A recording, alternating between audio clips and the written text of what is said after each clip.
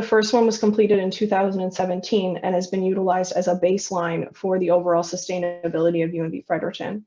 Our first score was 45.40, and our new score with the submission this year is 64.10, which is a significant success for UNB, and we're only about 0.8 points away from achieving a gold rating. Our mark is determined by the percentage of available points earned by an institution plus the innovation points. So we've earned a 61.1% of the overall of all of the overall points that could be earned, plus 3.5 points for innovation and leadership. The first column is the results from our 2017 STARS report. This shows the baseline for each of the sustainability categories that we work in. And the next columns are the scores from our most recent STARS submission. For academic sustainability, UNB Fredericton scored a 77%. For engagement, we scored a 56%. For operations, 43%, and planning and administration, we scored 68%. So this graph provides a little bit more of an overview of how we compared to our baseline score, as well as how we compare to the average score of 15 Canadian universities that have also participated in the STARS reporting platform. Today, I'd just like to highlight for you the overall progress that was made at UNB over the last 3 years. We saw a 12% increase in curriculum, a 31% increase in research. We saw an 8% and 9% increase respectively for campus engagement and public engagement. We saw a 20% increase in air and climate, an 8% increase in buildings, a 10% increase in energy, a 24% increase in food, a 34% decrease in grounds, a 65% increase in procurement, 11% increase in transportation, a 13% increase in waste management, and a 3% increase in water. However, we saw the biggest increase in the section for planning and administration. For coordination and planning, there was a 72% increase. There was a 60% increase in diversity and affordability, a 40% increase in investment and financing, and a 23% increase in well-being and work. Areas in which we are excelling at a national level are energy, research, investment and finance, and coordination and planning, where UNB is doing above what the national average is. In addition to the main areas of focus, there's also a category for innovation and leadership. The max score in this area was 4 points. There are many components, the max score was 4 points, and UNB, we scored 3.50 under leadership and innovation. The programs in which helped us score these points were the Community Garden, the Green Events Certification, the Student Sustainability Fund, the Hydroponics Greenhouse, the Great Bike Giveaway, the Free Food Planters, as well as our climate change adaptation strategies. There are many components that go into the overall STAR scores, and these are just summarized values from the report. If you'd like to see more details about how the scores were calculated for UNB or other university, the full reports are available on the STARS website. As an additional note, these are the STAR scores for UNB Fredericton. However, we are going through the process of submitting for UNB St. John right now, and this year will represent our baseline for UNB SJ under the STARS portfolio. All right. With the completion of STARS and our sustainability baseline for the institution, the next step was the development of plans that would help us reach our goal of being a leader in sustainability and environmental stewardship across Canadian universities. We are a very small department of 3 full-time staff and 1 contract position. As such, we had to develop our plans one at a time over a period of 5 to 6 years. Each of these plans are only 5 to 3 years long, depending on which plan we're speaking of, which is with the aspiration that we can combine them to create one institutional sustainability plan in 2025, which encompasses both campuses, climate change, as well as sustainability actions. So now I'm going to talk to you a little bit more in detail about how we went through the process of creating our climate change action plan at UNB. Although it wasn't not until this year that we had accepted a climate change action plan, the institution has been actively involved in climate action. Since 1996, with the implementation of the Energy Management Program, UNB has been active in the area of climate change and sustainability. UNB has been successful in the construction of 2 buildings that were built to LEED certification. It has founded the Faculty of Environmental Management, as well as implemented an institutional sustainability program. The creation of the UNB Climate Change Action Plan took place over the course of 3 years. This current iteration of the plan is a 5-year plan, and it runs from 2020 to 2025. The development of the Climate Change Action Plan was partially funded through the New Brunswick Environmental Trust Fund. Our goals for year 1 of our 3-year phased approach was to hire a climate change officer, for a Climate Change Action Plan committee to be formed. We wanted to perform a literature review and establish GHG baselines and host public consultation sessions. So all of these actions were achieved in year 1, and I'm going to talk a little bit more about our engagement sessions as they made up the bulk of the work of that year. Public consultation engagement was one of the priorities for our year 1 of our Climate Change Action Plan. UNB Sustainability hosted 2 large engagement sessions on each of the campuses. These sessions were professionally moderated, and 3 specific questions were asked of the participants. This was in the first session, sorry. The first question we asked was, how do you think climate change influences UNB? This question was meant to help determine the knowledge base of our group and try to determine how people say climate change is influencing UNB. The second question was, what actions can help us address climate change on the UNB campus in the next 10 years? This question was to determine what the campus community wanted to see long-term when it came to climate action goals at UNB. Lastly, we asked the campus community what short-term priority action should UNB focus on over the next 5 years. And that was to help us gain sort of what would be the most important and what should be included in our current climate change action plan. This is a word cloud that represents the areas in which the campus community wanted to see action take place. The larger words show that more individuals wanted to see action in that area of sustainability. All of the data was collected and utilized in the second engagement session and in our task forces that were created in the second year of our planning work. So as you can see here, the areas in which students and the campus community felt were the most important when it came to climate change were energy, transportation, research, education, food, lifestyle, and infrastructure. So a lot of those areas will be focused pretty heavily within our climate change action plan.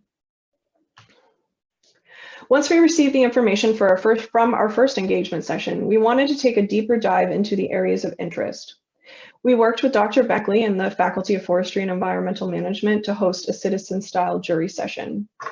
A citizen jury works by asking people how they felt UNB was performing in the following areas: energy, transportation, food systems, waste management, and education and programming. Those big letters that we saw on the last slide. In addition, we asked them what the rating was based on, how confident they were in their abilities to rank these areas of interest. And lastly, we asked the participants to provide their top priorities for a climate change action plan. Once we asked these above questions, we then brought in experts on each of these focus areas to provide more education on what UNB is currently doing. Once each of these presentations were given, we asked the same questions that were asked at the beginning of the session. We did this in order to gauge how UNB was performing in those focus areas. This analysis gave us insights into which areas need better education and areas that just needed much more work. Once the engagement of our campus community was complete and the data was collected, we were able to move on to our second year. Our objectives for year 2 were to establish targets for our overall GHG reductions, form a task force for each of the established focus areas, and develop strategies within each of these focus areas to meet our targets. Once that process was complete, we took all of the recommendations from each of the task forces and created the Climate Change Action Plan in year 3. The plan was then adopted in February of 2020 after being presented to all levels of the hierarchy within the institution. For the first 5 years, the Fredericton and St. John campuses have slightly different targets. This is because each of the campuses manage their campus differently, and this provides the best opportunity for success in each of the campuses. So you can see from a GHG emission reduction target for Fredericton, we have a 65% reduction from baseline. On the St. John campus, however, who has a shorter standing energy management program, we set a target for a 50% reduction of baseline GHG levels. For the year 2035, so our second target, you can see that the targets are the same for each campus, so a 70% reduction from baseline in both the Fredericton and St. John campuses, with the overall main target for both campuses is to achieve carbon neutrality by 2050. So in order to meet our 2025 targets, strategies and actions have been established for all of our focus areas. I will go into each one of them in a little bit more detail. Energy and infrastructure is by far the largest area of focus for the first 5 years. Strategies include improved campus energy systems, which we aim to do through the increase of biomass as a fuel source at the central heating plant, invest in renewable energy, invest in a cogeneration system, and implement a refrigerant phase out. We aim to reduce the consumption of energy on campus through LED retrofits, the implementation of building control upgrades, and through occupant education. We also aim to improve campus infrastructure standards through the establishment of an institutional green building policy, the establishment of preventative maintenance standards that incorporate climate change, and to upgrade the procurement policy to incorporate sustainability and life cycle cost analysis. In the area of transportation, we see that transportation impacts climate change in 2 ways, through the direct emission of our fleet and through the indirect emissions of our campus community traveling to and from campus and for business travel. In the next 5 years, we plan to increase the number of transportation users on campus through the implementation of a transportation survey that studies the travel methods and behaviors through the development of a transportation plan. We hope to promote active transportation through increased programming and education. And we've just struck our transportation task force this month. We aim to reduce emissions produced by the campus community through the implementation of a fleet assessment, the development of an anti-idling policy, through exploring opportunities to reduce daily campus travel, through the development of a new sustainable travel policy, and by upgrading and expanding video conferencing technology. And if COVID has done anything to help us in this area, it is through that last effort by upgrading and expanding video conferencing technology. It's just been necessary currently. All right, so with education and programs, they play an important role on our campus, and we aim to create more educational opportunities around climate change through the integration of climate change into the curriculum, and through the development of a climate change hub, and through exploring opportunities for additional co-curricular partnerships. Waste management plays an indirect role in the production of greenhouse gases that are known to lead to climate change. As such, UNB will reduce the amount of waste being produced on our campuses. We aim to achieve this through exploring opportunities for small unit composting, exploring opportunities to recycle plastics and continue to improve our cardboard and paper recycling. We will develop a waste source inventory that highlights the types of waste currently being produced at UNB, and in hopes to develop material that support waste management education. For sustainable grounds, we are working on with campus operations in order to develop a campus master plan that incorporates sustainability and climate change, and to establish a feasibility study for carbon sequestration on UNB land holdings. Lastly, during the creation of our climate change action plan, we discovered that we were missing key information to address climate change from an adaptation point of view. As such, we've worked with the Environmental Trust Fund to develop an adaptation plan for each of the campuses. The Fredericton adaptation strategy was completed last year, and the St. John plan is currently underway and will be completed this year. With all the recommendations and recommended strategies and actions, it's important that we can measure our success. UNB Sustainability will be releasing a midpoint and a final report outlining our success in achieving our targets. The table pictured here shows the targeted CO2 reductions over time for each of the campuses, guiding us towards our 2050 goal of carbon neutrality. As you may notice, there is still an expected surplus of about 9,000 metric tons of CO2 that will need to be offset through other means.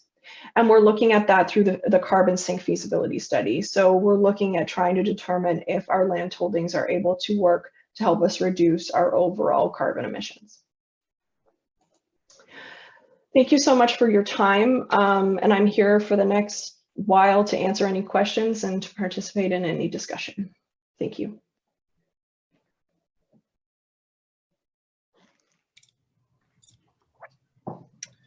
Great. Thanks very much, Danielle. That was an excellent presentation, and you know, just the breadth of things that you've implemented for UNB is staggering. So yeah, we have a couple of questions here regarding the education or the engagement sessions. Mm-hmm. So it's a twofold question. The first one would be, was there any outcome that surprised you from the engagement sessions that you held? I mean, the attendance for the first session was actually pretty startling to us. We've tried to do a lot of engagement on the campus, and it's been with mixed success. Some of our events are very highly attended, and others nobody shows up. So it can really, you really don't know what you're dealing with.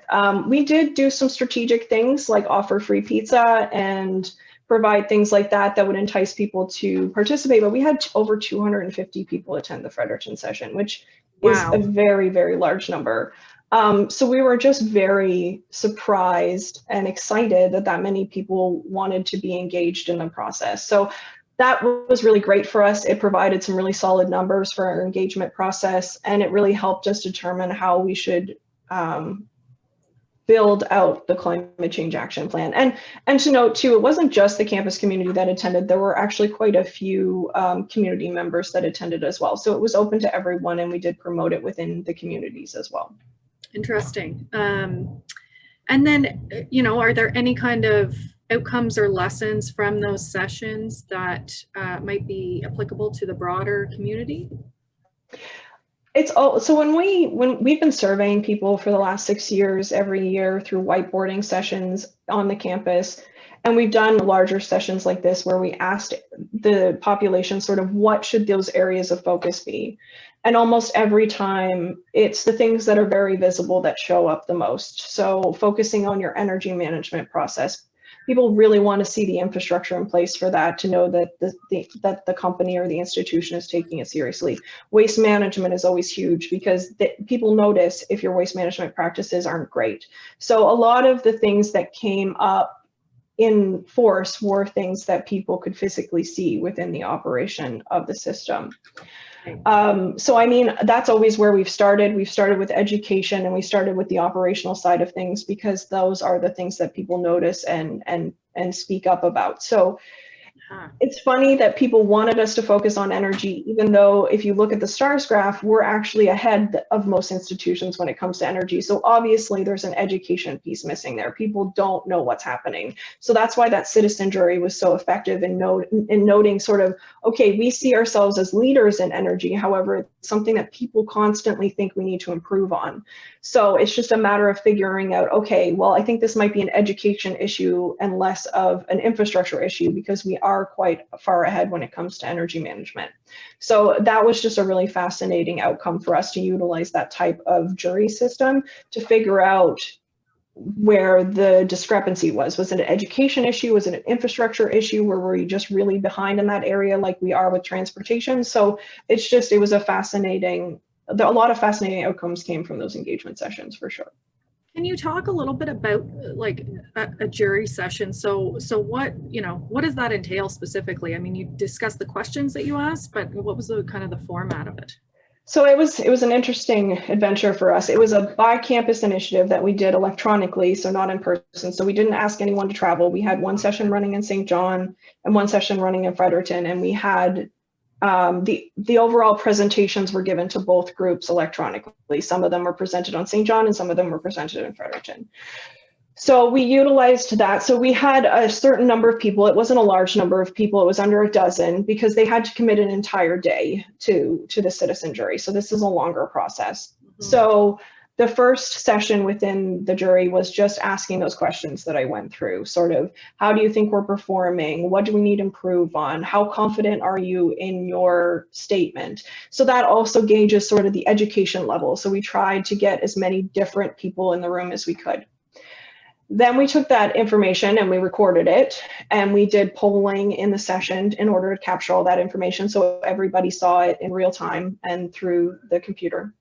What we then did is the expert presentation. So we had individuals from NB Power and UNB talk about the energy programs that are going on in New Brunswick, as well as at UNB. We talked about education, and we talked about it both provincially as well as locally in the institution, so that they knew kind of what resources were there and what was happening. After those sessions, so those were each about 30 to 40 minutes long, so that took a significant amount of time. We had a break for lunch. And then afterwards, we went through the first session again, but with all of the information that everyone had. So we asked the same questions, asked their confidence level again, because they've had that education.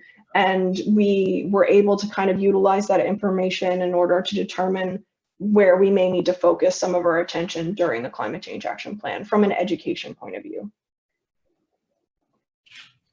Great. Yeah, very interesting. So it sounds like they were really worthwhile.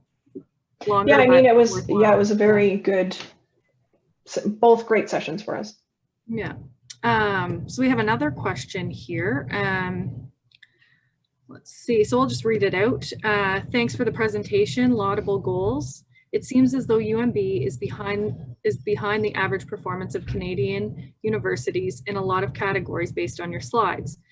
So does that mean that most Canadian universities have a gold grade? A lot do. So the other thing to keep in mind that these are only the institutions that apply for STARS as well as us, and we had to use the most up-to-date version. So STARS has changed their version. Our first was under 2.1 and the next one is 2.2. So we just gathered up the institutions that have either applied under the 2.1 or 2.2. So yes, I mean, a lot of them are within gold. There are even some platinums within the Canadian institution ranks, and that would also increase the overall average, because I think there's 2 platinum institutions in Canada now. Thompson River, I believe, is one of them. And that's also big schools like UBC and University of Toronto, and a lot of schools that have much more money for this type of programming. So that's something to keep in mind as well. I kept to Canadian institutions and didn't include any of the US institutions, because as much as this is an international rating system, it does heavily focus on US-centric programming like green building and LEED and utilizing programs that cost money, which the institution doesn't have the budget for. So we did lose some points, like the decrease in buildings was because we stopped auditing our buildings through one of the auditing processes. We dropped that process because it wasn't a very effective tool for us to manage our buildings, because we have a really good internal process, but you don't get as many credits for that. So there is obviously some issues with how the process is run, and it can be detrimental to institutions that don't have a larger working budget for sustainability. But it is probably the best way to kind of keep a baseline and measure your overall increase within a topic that's very qualitative. There's not a lot of quantitative data that you can gather for some areas, especially around engagement. So it's the best way that we could find to kind of keep track of our overall increase or our overall success, or how much we need to improve. And also, our program's only 6 years old, and a lot of these institutions have been doing sustainability work for decades. So right. I did notice too, you had the sample size there that was 15 universities. So it's a pretty small, it's a pretty small size as well, but very interesting. Okay, we have a few more that have popped up here. On the STARS graph, there were 2 areas in which UNB saw a decrease rather than an increase. Yep. So could you talk a little bit about that? Yeah, of course. I'm just going to get to the slide. Okay, so the major areas that we saw decrease was in our buildings, and I kind of touched on that a little bit already. We were certifying a proportion of our buildings through the BOMA Best Certification Program, which is a building certification program for sustainability. However, the program was very much geared towards office structures, office buildings, or leased buildings. A person who controls a whole building that may have areas of the building sub-metered, whereas the institution runs multiple buildings that are not sub-metered. So we don't meter how much the biology department uses versus the physics department. And that's really most of their suggestions were around sub-metering to have more of a finite sort of view of where your energy is being utilized. That's also very expensive to do, to include smart meters for multiple units in a building. So we kind of found that a lot of their suggestions we just couldn't implement because of the style of building we have. So that's why it was decided that we would stop utilizing the BOEM BEST program. We could utilize something like the EBOM program, which is it's a LEED program, but for already constructed buildings, so buildings that aren't being constructed under the LEED certification process. But there's a large cost in auditing those buildings. They bring in an external auditor, and the cost is pretty large, especially considering our unit has a very small working budget. So it was decided, because we have an energy management program and we have 2 dedicated staff that look at energy and building usage, that wasn't just a good use of our funding. So that's why you see the decrease, because we no longer audit our building under a certified program. We do it internally, so we don't get points. We get very little points for that. The other one is grounds. So the other thing about STARS that's slightly frustrating is that although we have the infrastructure for the wildlife friendly gardens and the medicine wheel garden and our interactive tree trail, that program is more than 3 years old, and then we cannot use those credits again. So the downside of it is that infrastructure is still there and it's still providing the same service. However, we're not getting credit for it anymore. So that's another thing that we want to bring up to STARS, because even though the program may have been created 3 or 4 years ago, it's still implemented and still maintained, and thus I think we should still get some credits for it.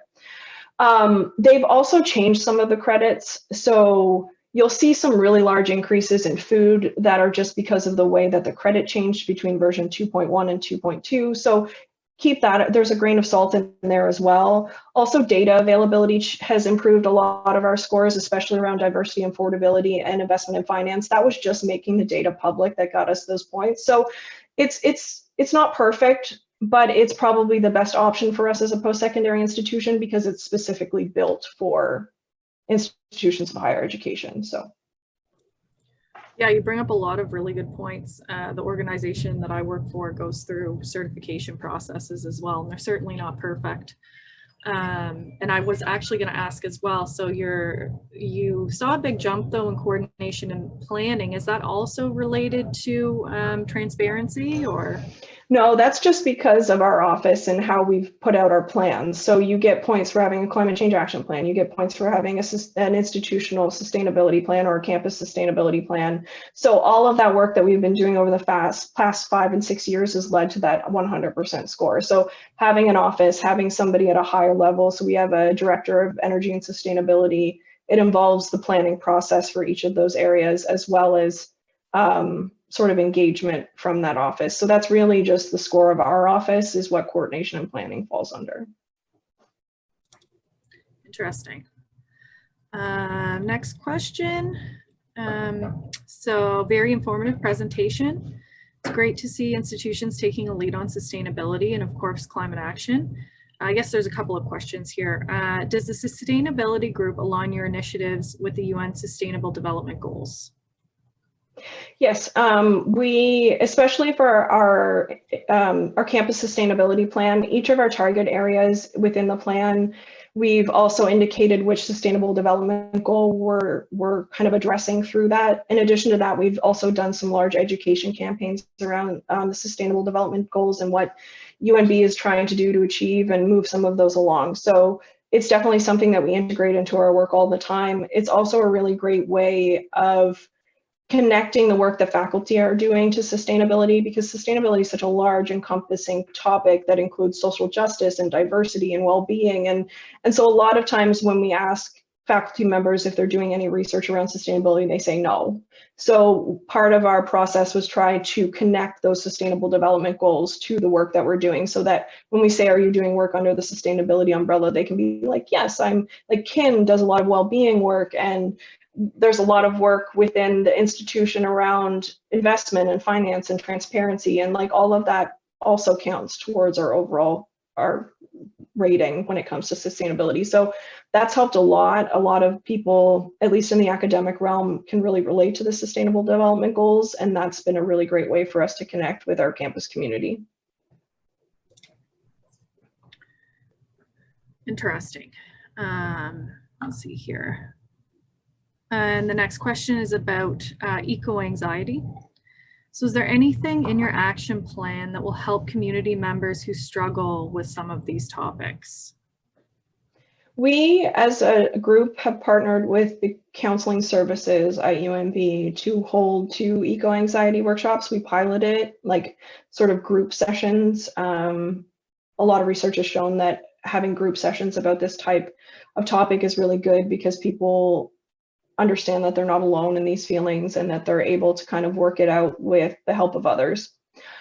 We did host 2 pilot sessions. The difficulty that we have at an institution is that students are really eager to participate, but generally don't show up. So we had set a cap on these because we wanted the number to be reasonable.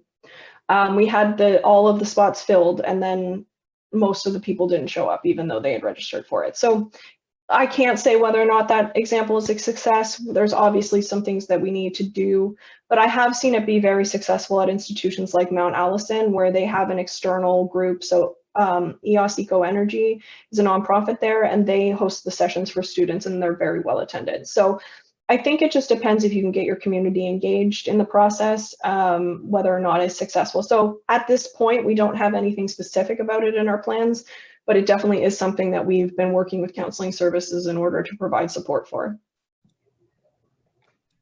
Great. Yeah, really, really good questions. And then the last one here we have is, do the UNB Fredericton stats include St. Thomas as well? No. No, well, yes and no. So the energy usage, our overall, it gets a little complicated. So if you look at our scope 1 emissions, we do measure the total output of carbon that's coming out of our central heating plant. That being said, that total amount is not only being utilized by UNB, it's being utilized by St. Thomas and BCC, as well as the Horizon Health, like the Dr. Chalmers Hospital in Fredericton. So they're all heated through the central heating plant. So in a way, yes, but overall from all of the other areas, no. Like it's never been our responsibility in our department to develop any programming or provide that sort of service for the other institutions on our hill. That being said, we've always invited them to be a part of our committees. St. Thomas and NBCC were both invited to sit on our Climate Change Action Plan Committee, as it would affect them as well. We've also invited them always to our engagement sessions around this because they do play a part in it. So at some point, there will be some requirement to either parcel out those bits of scope 1 emissions. So it just depends how we move forward with that dilemma, and it's something that needs to be addressed. However, we're currently just looking at what's coming out of the stack. So, and UNB St. John is completely different because they purchase their steam from Horizon Health. So it's really Horizon's Health responsibility in order to figure out how to deal with those emissions. So it is a bit complicated because both of our campuses are different that way. One purchases and one produces. Mm-hmm. Yeah, really interesting. I think I did miss a question here. Let's see. So just from an energy point of view, UNB SJ just implemented the first geothermal system that we have at UNB. So we're lucky that at UNB SJ we're able to include geothermal into building planning, whereas in Fredericton we're not able to do that because of the Wellfield Protection Act. So we cannot have geothermal on the Fredericton campus, but we do plan on hoping to include more in the St. John campus. Oh. So this is, I guess, just to get out kind of outside of the carbon plan. You know, you're doing a ton of things, obviously, just outside of that. So could you talk a little bit about how you selected or prioritized what areas to focus in outside of the carbon plan? Yeah, so I didn't really speak a lot to the campus sustainability plan because there was a limited amount of time, and climate change is definitely a relevant topic that people are interested in. But from our campus sustainability plan, we followed a similar process to what we did with the climate change action plan, however, just at a smaller scale. So the first thing we did is we did our baselining with the STARS program. So we pulled out all of the areas in which carbon wasn't an issue for, and that's what went into the campus sustainability plan. So yeah, that's where you're dealing with a lot of your curriculum and research, as well as your food and dining, purchasing, and water coordination and planning. All of those fall under the campus sustainability plan. So we parceled out the areas that were left over that were not covered under the climate change action plan. And then we looked at sort of how we were doing, and we did a gap analysis. So we looked at what other institutions, how they were scoring, what programs they had implemented, what we could do to improve, where sort of our areas of improvement were. We took all of that information, the areas in which we needed to improve, and we hosted some engagement sessions. So we did in-class engagement sessions. We sent around surveys to all of the faculties and departments, as well as hosted some whiteboarding sessions on the campus during that time. So we approached it through a couple of different ways, because what we really were trying to achieve with that process was a 10%,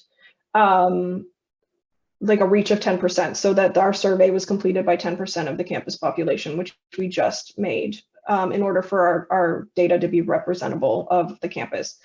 So we went through that surveying process. A lot of the questions were based on the gap analysis. So in the areas in which we were doing really poorly, we asked them to rate sort of where they would like to see us focus in the first 5 years. And then we took all of that data and sort of developed our strategy on how to move forward in those areas. We then took that information and presented it to the campus community, and it was approved through the president's executive team. And that plan, the campus sustainability plan for Fredericton, is now live on our website. So that's sort of how we tackled the prioritization of the other areas, and we're in the process of doing the same thing for St. John right now. So we're in the process of just finalizing our STARS report for our baseline for that campus. We will then perform the gap analysis, do the engagement with that campus, and then put together a campus sustainability plan.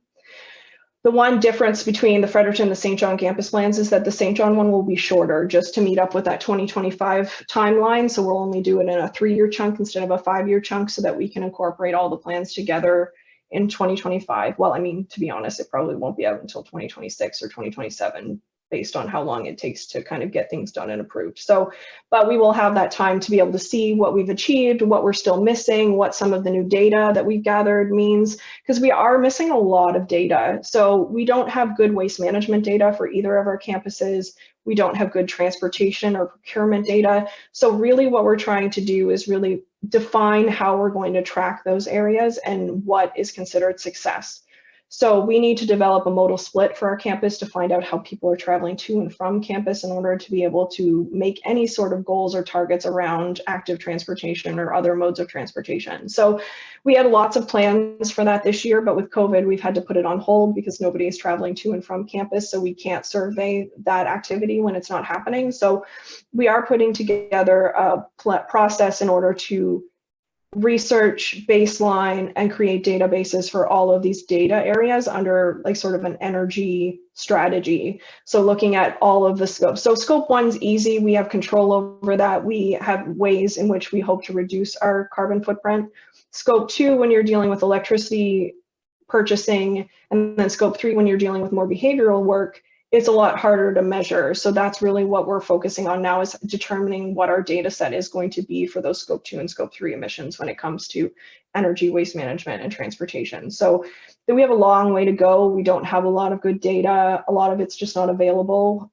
So it's just a matter of figuring out our best way forward to get some sort of baseline for these areas.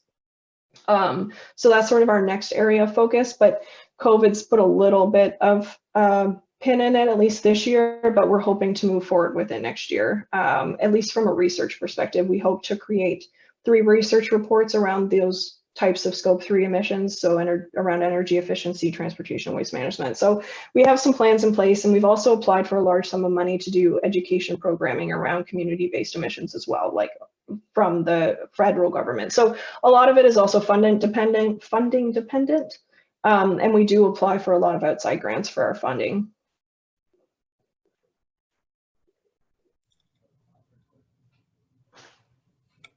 Great. Well, I think if nobody else has any questions, I think we'll wrap it up there. We're pretty close to time. So thanks, Danielle, for an excellent presentation. It's certainly helpful to see what, what other institutions are doing in terms of their planning, sustainability planning, and also kind of the different certification processes that you use, and then engagement strategies. So very, very helpful. Thank you. Yeah, so thanks very much for taking the time today. And thanks everyone for joining us. If you have any further questions, you can certainly reach out to Sustainable St. John at info@sustainablestjohn.ca. And I can forward those on to Danielle, or I believe you can reach out to her directly. Her contact info is on the UNB website. Yeah, and if you wanted to check out more about the program, our website's really easy. It's just www.unb.ca/green. And you can find all of our plans there as well. Yeah, I've checked it out. There's a lot of great information on there. So yeah, everyone go check it out. Thanks everyone for coming. I appreciate the opportunity to talk to you guys today. Oh, thank you. Thanks, Danielle. Okay, bye everybody.